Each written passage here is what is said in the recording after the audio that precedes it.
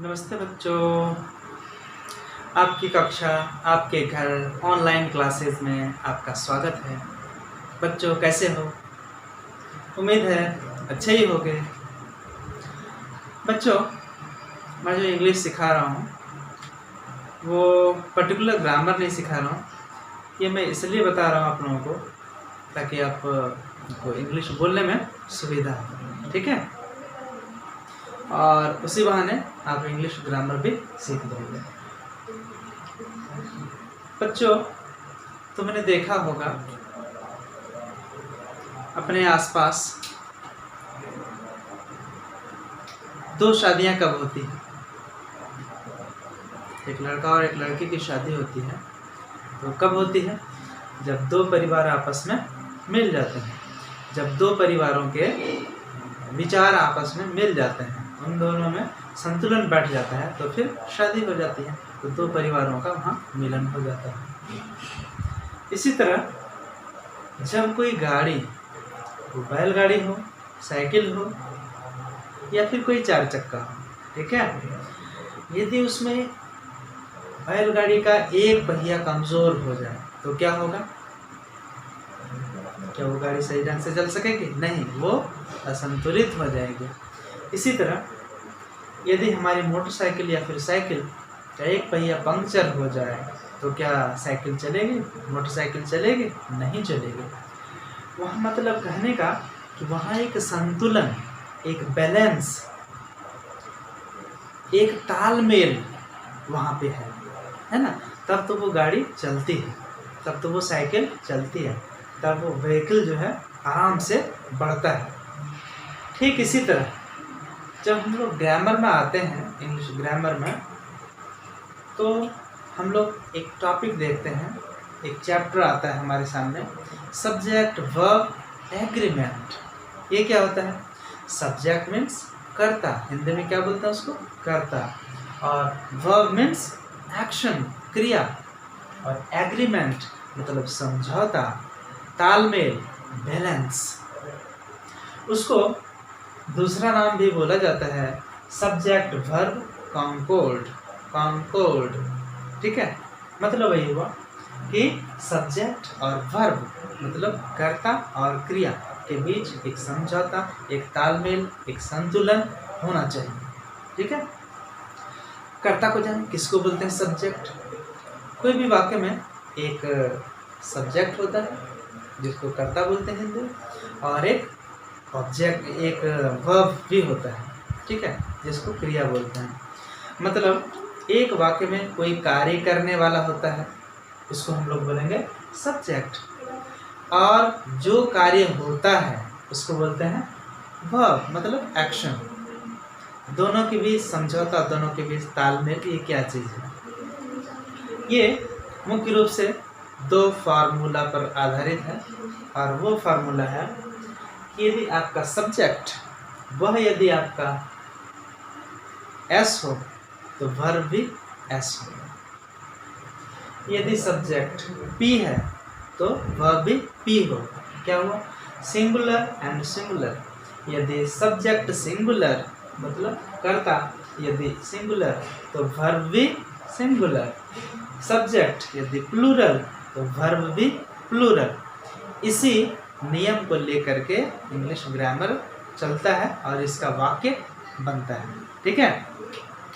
अब देखते हैं हम लोग कुछ एग्जाम्पल देखते हैं, ठीक है? चलो मैं दूसरा एग्जाम्पल लेता हूँ। ये जो एग्जाम्पल है, ये पहला है, ये दूसरा, ये मैंने तीसरा लिया, ये चौथा लिया, फिर आगे और भी है। तो ये मैं दूसरे एग्जाम्पल की ओर बढ़ता हूँ। He eats an apple. He eats an apple. इसका मतलब क्या हुआ? वह एक आम खाता है। वह एक आम खाता है। He मतलब वह हो गया लड़का के लिए, eats खाता है, an apple, ठीक है? लेकिन यदि मैं यहाँ एक यदि पांचवा बना दूं, they eat an apple, आप क्या देखते हैं? यहाँ ही इट्स हो जाता है और दे इट होता है। कुछ कारण होगा, कारण है। जिस तरह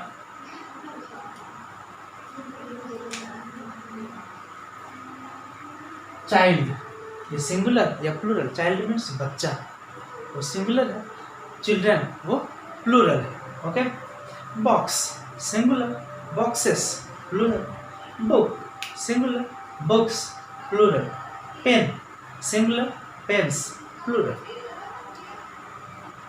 ये तो हुई नाउन की बात, वस्तुओं की बात हुई। लेकिन जब हम वर्ब पर जाते हैं, मतलब क्रिया पर जाते हैं इंग्लिश में, तो जब एस हटा देते हैं इससे, तब ये प्लूरल बनता है। यदि इसमें हम एस लगा दें तो ये सिंगुलर बनता है। मतलब इट्स सिंगुलर है, ही यदि सिंगुलर है तो इट्स भी सिंगुलर है। तो सिंगुलर सब्जेक्ट के साथ सिंगुलर वर्ब भी लगेगा। नाउन में अलग है, नाउन में एस या ईएस लग गया तो वह प्लूरल बन जाता है। लेकिन वर्ब में क्या होता है, वर्ब में एस या ईएस लगने पर वह क्या हो जाता है, सिंगुलर हो जाता है। ये बच्चों ध्यान में रखो। इसलिए ही सिंगुलर है तो यहाँ पे इट्स लगेगा। शी सिंगुलर तो शी डांसेस, इट सिंगुलर तो इट रन्स हेवीली। अब देखो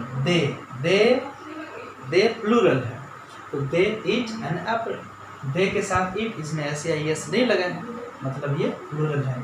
ये यदि आपका प्लूरल है तो ये भी आपका प्लूरल है, प्लूरल के साथ प्लूरल रहेगा और सिंगुलर के साथ सिंगुलर रहेगा। ठीक है,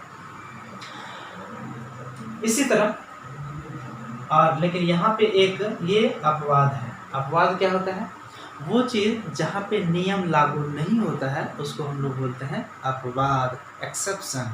ठीक है, जैसे आई गो टू हाउस या फिर आई गो होम, आई के साथ यहाँ पे गोज होना चाहिए, आई के साथ गोज होना चाहिए, लेकिन यहाँ पे गोज नहीं होता है। क्यों? ये अपवाद है। जो अपवाद है उसमें नियम नहीं देखा जाता है कि वो ऐसा होता है, ये मान लिया जाता है।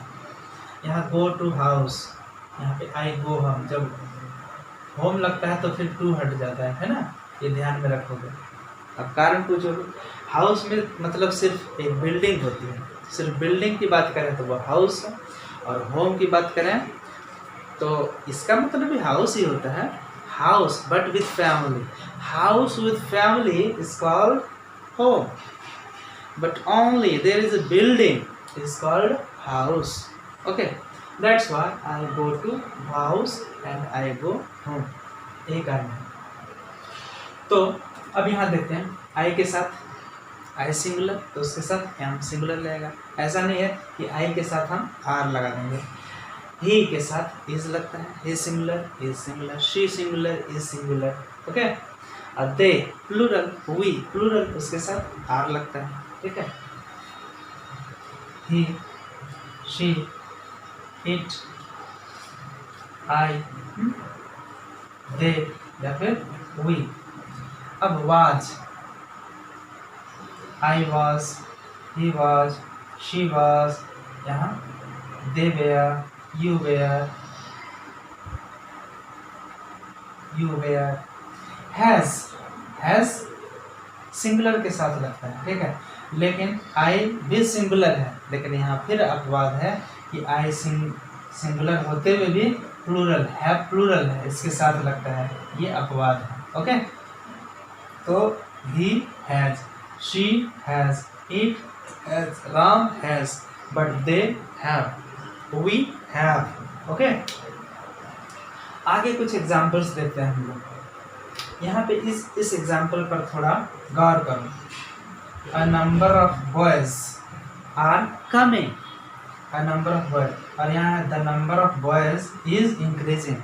सवाल आ रहा होगा दिमाग में कि यहाँ पे आर है और यहाँ पे इज क्यों है, क्योंकि यहाँ सब्जेक्ट वर्ब एग्रीमेंट का पालन करना है, इस नियम का पालन करना है। A number of boys are coming, इसका मतलब हुआ कि ढेर सारी संख्या में लड़के, अ नंबर ऑफ बॉयज मतलब कई संख्या में, बहुत सारी संख्या में लड़के जो हैं आ रहे हैं। तो ढेर सारी जब संख्या होगी तो वो तो प्लूरल हो जाएगी। ओके, इसलिए वहाँ पे हो गया the number of boys are increasing, बहुत सारे लड़के आर कमिंग, बहुत सारे लड़के आ रहे हैं। लेकिन नीचे को थोड़ा ध्यान से देखो, द नंबर ऑफ बॉयज, लड़कों की संख्या इज इंक्रीजिंग, बढ़ रही है। क्या बढ़ रही है? लड़कों की संख्या।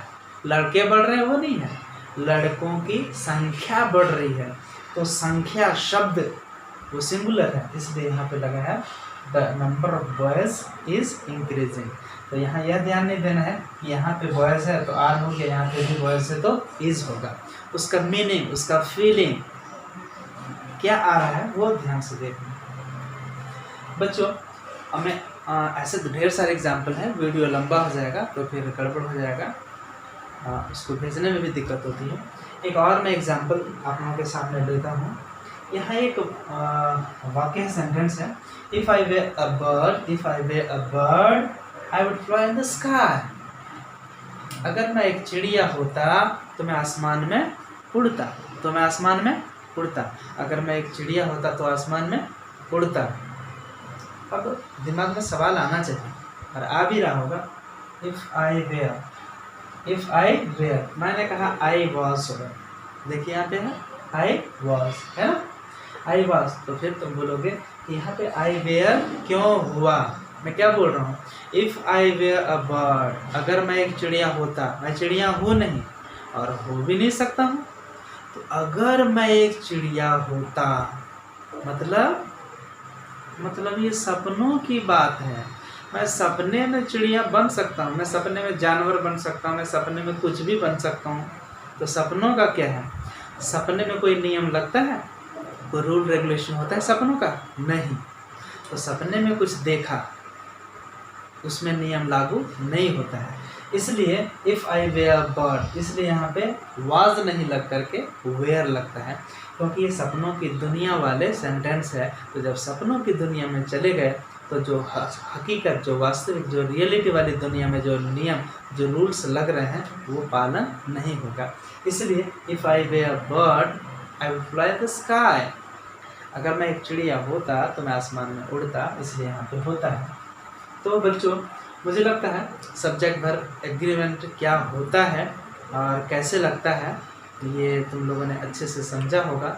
और यदि कहीं पे कोई दिक्कत होगी तो तुम लोग मुझे व्हाट्सएप करोगे, मुझे व्हाट्सएप में मैसेज से पूछ सकते हो, कॉल करके पूछ सकते हो, व्हाट्सएप ग्रुप में कुछ क्वेश्चन कर सकते हो। और इस चैप्टर को अपने ग्रामर की बुक में इसको निकालोगे और उसमें देखोगे जो एक्सरसाइज दिया हुआ है उसको बनाने की कोशिश करोगे। जो नहीं बनेगा उसमें आप पेंसिल से, याद रखो पेन से नहीं, पेंसिल से उसमें अंडरलाइन कर देना और उसका फ़ोटो मुझे खींच करके भेज सकते हैं या फिर क्वेश्चन रेज कर सकते हैं। तो ठीक है बच्चों, थैंक यू।